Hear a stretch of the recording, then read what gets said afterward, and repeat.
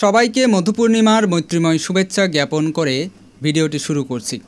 একবার ভগবান বুদ্ধ কোশাম্বীতে অবস্থান করছিলেন। সেখানে দুইজন প্রাজ্ঞ ভিক্ষু ছিলেন। একজন ছিলেন বিনয়ধর এবং অপরজন ছিলেন সূত্রধর। তাদের প্রত্যেকের 500 জন করে শিষ্য ছিলেন। তো ভিক্ষুদের বর্ষাবাস চলাকালীন সময়ে সূত্রধর এবং বিনয়ধর ভিক্ষুদের মধ্যে একটি বিষয় নিয়ে বিবাদের সৃষ্টি হয়। যেই ঘটনাটির কারণে বিবাদের সৃষ্টি হয় সেটা হচ্ছে, একদিন সূত্রধর ভিক্ষুর শিষ্যদের মধ্যে একজন শৌচাগারে গিয়েছিলেন, অর্থাৎ টয়লেটে গিয়েছিলেন। তো সেই শৌচাগারের মধ্যে শৌচকার্য সম্পাদন করার জন্য একটি পাত্রের মধ্যে, অর্থাৎ যেটিকে আমরা বতনা বলে থাকি, সেই পাত্রের মধ্যে পানি রাখা হতো।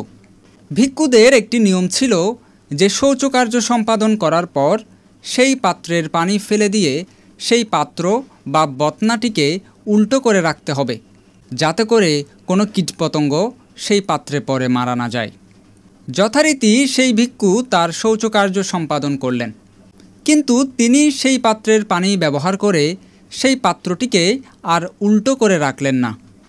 সেটিকে সোজাভাবে রেখেই তিনি শৌচাগার থেকে বের হয়ে গেলেন।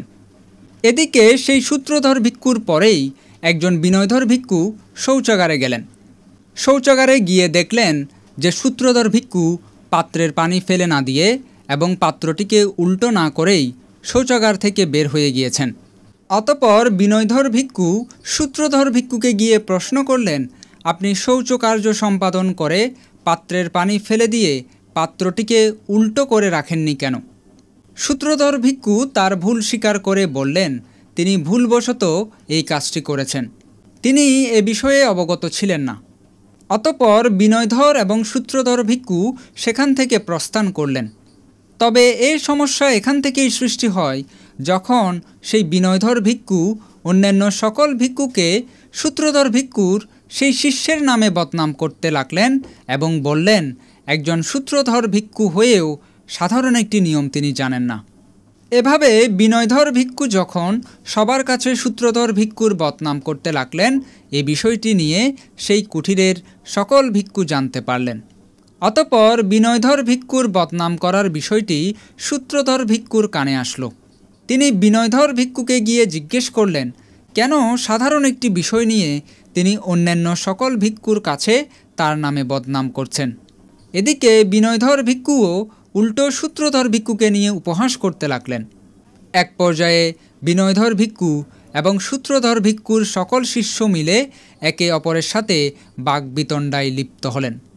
বাগবিতণ্ডা চরম পর্যায়ে পৌঁছালে বিষয়টি ভগবান বুদ্ধের কর্ণগোচর হল। অতঃপর ভগবান বুদ্ধ সেই বিবাদ থামাতে ভিক্ষুদের সামনে উপস্থিত হলেন। বুদ্ধ তাদেরকে উপদেশ প্রদান করে বিবাদ নিবৃত্ত করার আহ্বান করেন।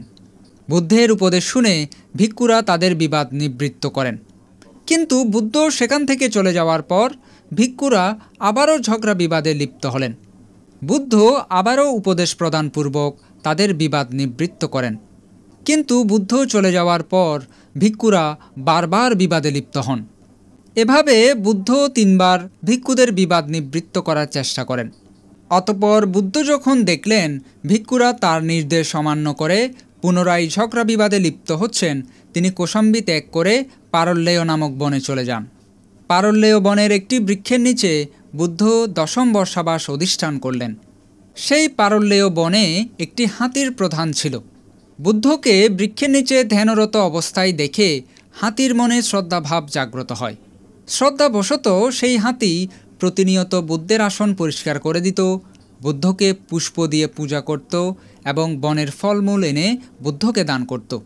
হাতির দেওয়া এই দান এক বানরের দৃষ্টিগোচর হলো। হাতিকে এভাবে দান করতে দেখে বানরের মনেও শ্রদ্ধা উৎপন্ন হলো। বানর চিন্তা করল সেও বুদ্ধকে কিছু না কিছু দান করবে। অতঃপর চারদিকে তাকিয়ে গাছের ঢালে সে একটি মৌচাক দেখতে পেল। বুদ্ধকে দান করার নিমিত্তে গাছের ঢালে থাকা সে মৌচাকটিকে সে নিচে নামালো। অতঃপর সেই মৌচাকটি নিয়ে সে বুদ্ধকে দান করতে গেল। বুদ্ধ সেই মৌচাকটি গ্রহণ করলেন না। সেটি বানরটিকে পুনরায় ফিরিয়ে দিলেন। মৌচাকটি হাতে নেওয়ার পর বানর বুঝতে পারলেন যে মৌচাকের মধ্যে আগে থেকেই কিছু মৌমাছি এবং ছোট ছোট কীটপতঙ্গ বিদ্যমান ছিল। অতঃপর বুদ্ধ কেন মৌচাকটি গ্রহণ করেননি, বানর সেটি বুঝতে পারল। সে মৌচাকের মধ্যে থাকা মৌমাছি এবং কীটপতঙ্গগুলোকে সরিয়ে বুদ্ধকে দান করল। এইবার বুদ্ধ সেই মৌচাকটিকে গ্রহণ করলেন। বুদ্ধ যখন সেই মৌচাকটিকে গ্রহণ করলেন, তার দেওয়া দান গ্রহণ করায় বানর অত্যন্ত আনন্দিত হলো। সেই আনন্দে গাছের ঢালে উঠে এক ডাল থেকে ওই ঢালে নাচানাচি করতে গিয়ে গাছ থেকে পড়ে সেই বানর মৃত্যুবরণ করলেন। বলা হয় যে মৃত্যু পরবর্তী সেই বানর তাবতিংশ স্বর্গে গমন করেছিলেন। সুতরাং বানরের সেই মধুদানের ত্যাগকে স্মরণীয় করে রাখতেই ভাদ্র পূর্ণিমার এই দিনটিকে মধু পূর্ণিমা বলা হয়। সবাইকে মধু পূর্ণিমার অগ্রিম শুভেচ্ছা জানিয়ে ভিডিওটি এখানেই সমাপ্ত করছি।